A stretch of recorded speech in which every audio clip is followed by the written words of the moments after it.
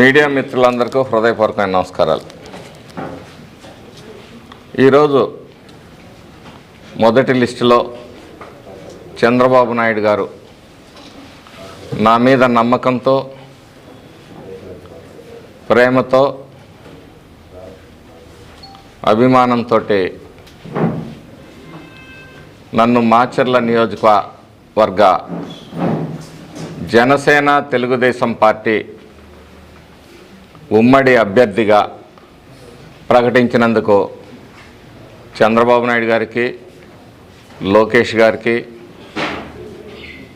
అచ్చెన్నాయుడు గారికి నా హృదయపూర్వకమైన ధన్యవాదాలు తెలియజేస్తున్నాను. 2 సంవత్సరాలుగా ఈ నియోజకవర్గంలో వైసీపీ నాయకుల అరాచకాలని, అకృత్యాలని, మరి దుర్మార్గాన్ని, దౌర్జన్యాలని ఎదిరిస్తూ ఈరోజు మాచర్ల నియోజకవర్గం గెలుపు దిశలో మరి పట్టాలెక్కించిన తెలుగుదేశం పార్టీ మాచర్ల నియోజకవర్గ కుటుంబ సభ్యులకు, కార్యకర్తలకు, నాయకులకి అందరికీ కూడా హృదయపూర్వకమైన ధన్యవాదాలు తెలియజేస్తాను.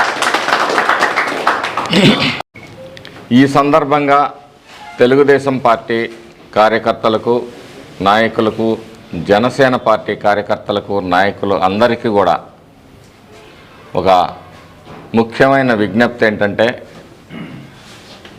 గత 2 సంవత్సరాలు మన పోరాటం ఒక భాగం, రేపు జరగబోయే 2 నెలల కాలం కూడా మరి దానికి ఎంతో విలువైన కాలం. ఈ విలువైన కాలం, ఈ 2 నెలల కాలం మీరందరూ కూడా ఇదే స్ఫూర్తితోటి, ఇదే ధైర్యంతో, ఇదే తెగింపుతోటి, ఇదే త్యాగంతో మీరు పనిచేసి తెలుగుదేశం పార్టీ అభ్యర్థిగా నన్ను, అలాగే ఉమ్మడి ప్రభుత్వాన్ని ఏర్పాటు చేసేందుకు మీ అందరూ కృషి చేయాలని, ఈ 2 నెలల కాలం మీరు పనిచేస్తే రాబోయే 5 సంవత్సరాల కాలం మీ అందరికీ ఒక సేవకుడిగా నేను పనిచేయటానికి, ఇంతకు మించి పనిచేయడానికి నేను సిద్ధంగా ఉన్నాను. కాబట్టి ఈ నియోజకవర్గంలో ఈ బానిసత్వం నుంచి, ఈ దోపిడీలు, దౌర్జన్యాలు, దుర్మార్గాలు, తప్పుడు కేసులు, వేధింపులు, సాధింపులు, ఇవన్నిటినీ నుంచి మనం బయటపడాలంటే మొట్టమొదట మనం ఈ నియోజకవర్గంలో గెలవాలి, చంద్రబాబు నాయుడు గారు ముఖ్యమంత్రి కావాలి. అదొకటే లక్ష్యంతో మనం పనిచేయాలి. ఆ తర్వాత పార్టీ విషయాలు అందరం కూర్చొని చర్చించుకొని పార్టీకి ఏది మేలైతే దాన్ని చేద్దాము. అప్పుడు కూడా సమిష్టి నిర్ణయాలే ఉంటాయి, కానీ వ్యక్తిగతమైన నిర్ణయాలు ఏవి ఉండవని ఈ సందర్భంగా మరి తెలుగుదేశం, జనసేన కార్యకర్తలకు, నాయకులకి అందరికీ కూడా విజ్ఞప్తి చేస్తూ, రోజులు అత్యంత జాగరూకతతో వ్యవహరించాల్సిన పరిస్థితి ఉంది. ఎందుకంటే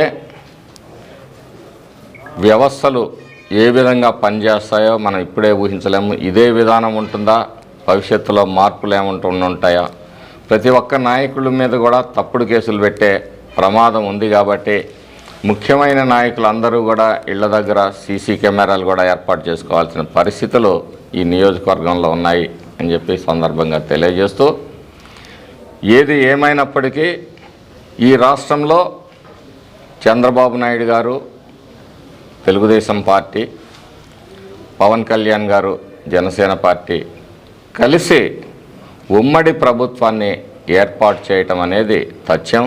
దీన్ని ఎవరు ఆపలేరని చెప్పి సందర్భంగా తెలియజేస్తూ, మరి భవిష్యత్తులో ఈ ఉమ్మడి ప్రభుత్వం ప్రజలకి మరింత మేలు చేకూర్చే విధంగా ఉంటుందని భావిస్తూ